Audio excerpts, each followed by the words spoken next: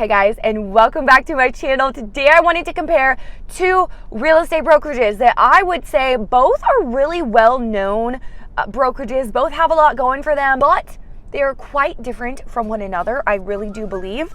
And I think that whether you are considering joining a brokerage for the first time, you're considering switching brokerages, or if you are simply just curious and want to know more about how these things work in real estate, be sure to stay tuned until the end. You are not going to want to miss anything today. My hope is that by the end of the video today, you will have some more clarity into which one might be a good fit for you. But first, if you're new here, welcome. My name is Mariah. I'm a real estate agent here in the beautiful state of Oregon, and I come on here every week with new videos. So if you haven't already, subscribe and hit the bell so you don't miss anything. So I made a video recently talking about the book, The Millionaire Real Estate Agent by Gary Keller. By the way, if you haven't watched that video, go find it on my channel after you finish this video.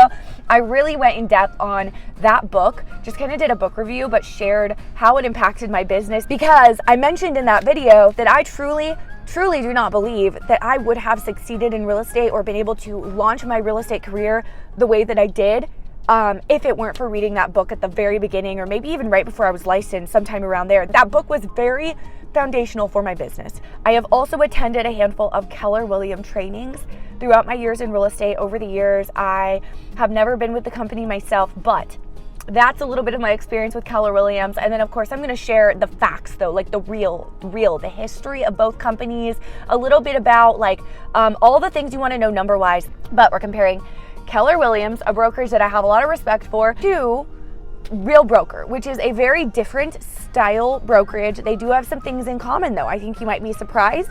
They have a lot of like big differences, but they do also have some big things in common as well. I am with Real Brokers, so I will try to not be too biased, but some natural bias is probably going to be out because I'm there, so I'm there for a reason, obviously. I really love the brokerage I'm with. Oh my goodness, my phone keeps falling.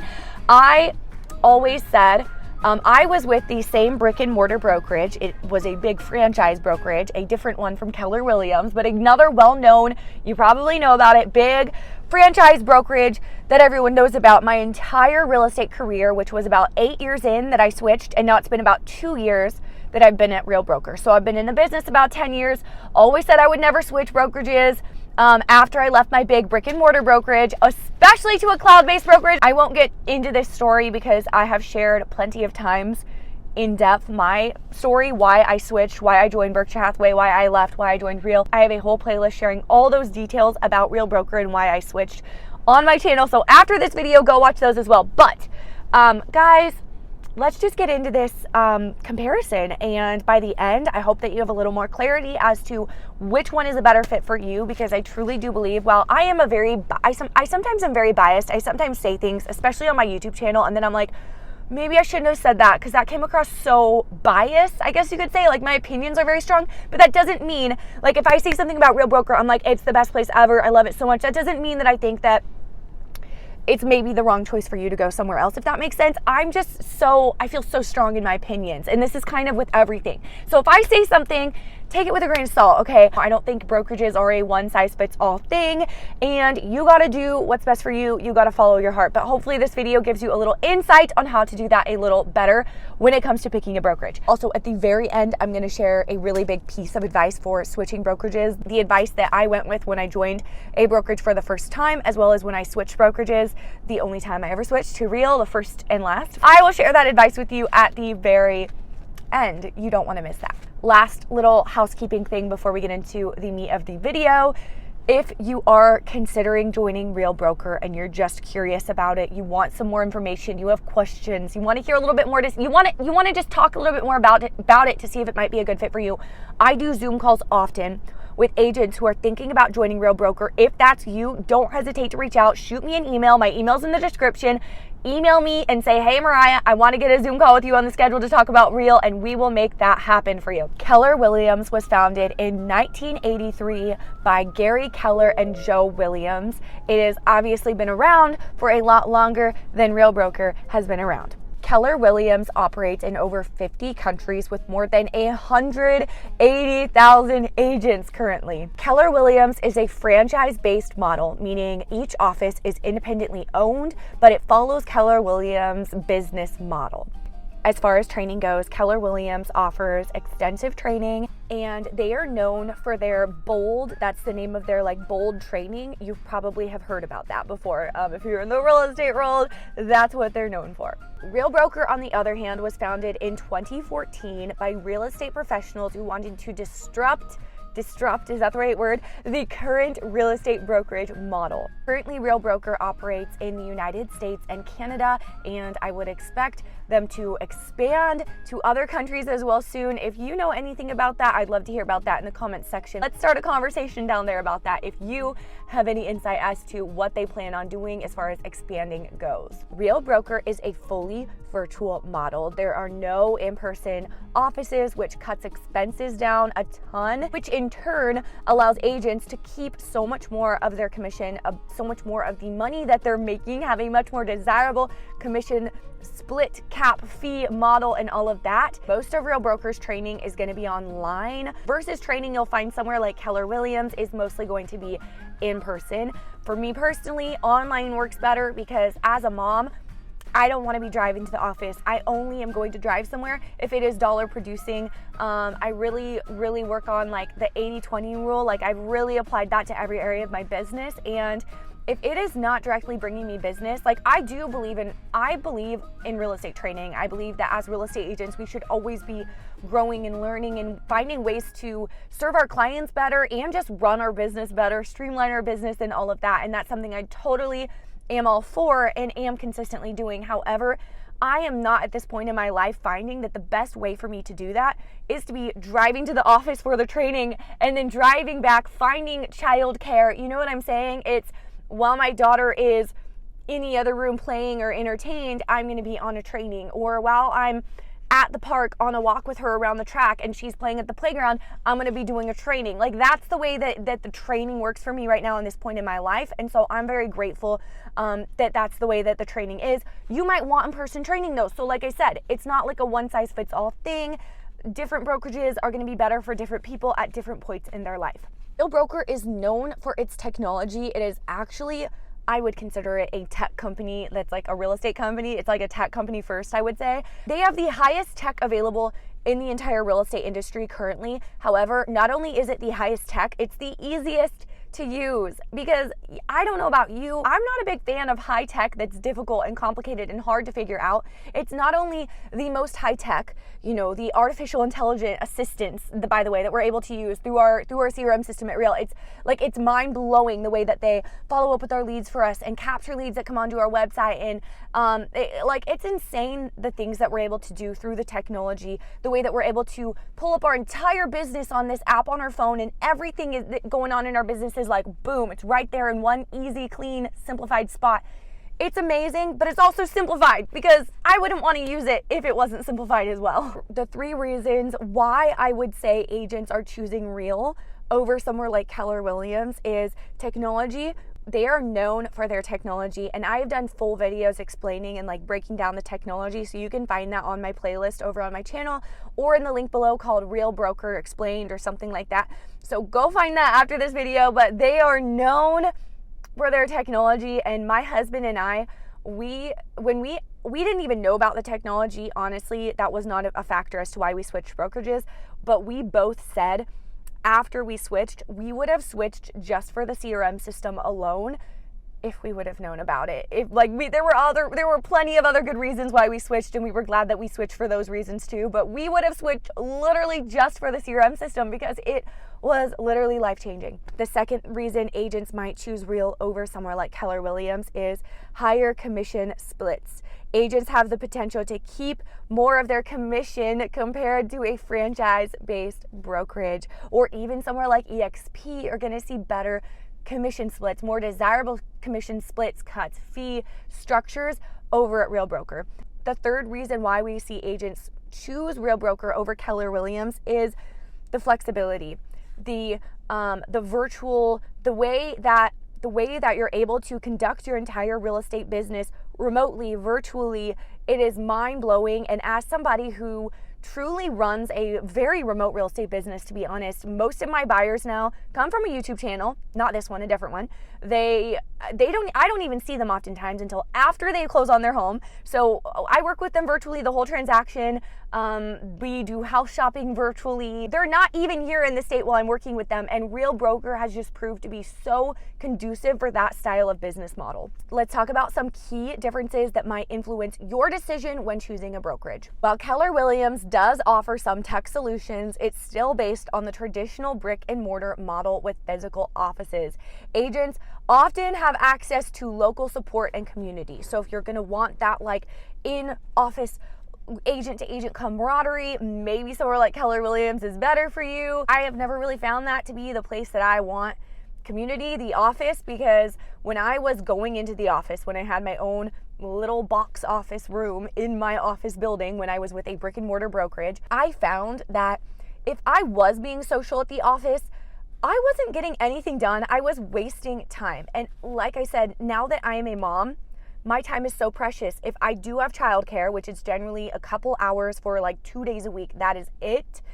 If I do have that childcare, I am not going to waste a single second of that time. That means I don't want to be going into the office and catching up with someone, asking about their day, telling them about how my transactions are going. Like, I'm sorry, but I'm just not here for it. Maybe if you're at a point in your life where you have more time to kill, then going into a physical office is the place for you. But I've just found like there is no networking happening, like actually lucrative networking happening at a real estate office. Okay, like it's just, and I'm all for community. I am a very social person. I have a very high social need. I need to be around humans often, but just not at the real estate office. Okay, like when it's my work time block, I am working, I'm focused, I'm shutting my office door, and I don't want to talk to anyone. Okay, I'm gonna get my stuff done and be done. That's not my social hour. So that's the way that I view real estate offices. But maybe you just want to like go to the office to kill some time. Then maybe somewhere like Keller Williams is right for you. Okay, so this is something that could be different office to office and agent to agent. But what I have heard is that at Keller Williams, agents will typically keep about 70% of their commission. It could be better if you've been there for a while, you maybe negotiate a good deal with them. However, 70% I would say is a pretty much what you could expect, where you could expect to start, at least as a new agent. I know when I was a new agent at my brick and mortar franchise brokerage, I started out keeping 65% of my commission. It was not a very desirable commission split by any means. At Real Broker, there is no negotiating the commission splits. It's not like a big brick and mortar franchise brokerage where one person has better split, where one person has a better split and then the newbies have a really crummy split. No, at Real Broker, everybody starts on the same split and has the same split.